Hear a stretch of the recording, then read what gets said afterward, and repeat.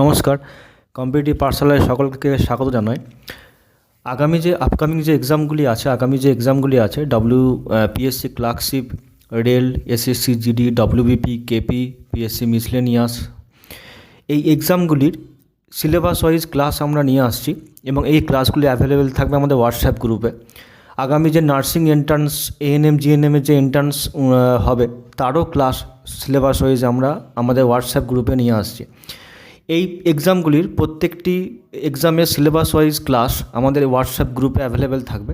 তোমরা আমাদের উপরে ডেসক্রিপশন বক্সে আমাদের হোয়াটসঅ্যাপ গ্রুপের লিঙ্ক থাকছে, তোমরা প্রত্যেকে জয়েন করো।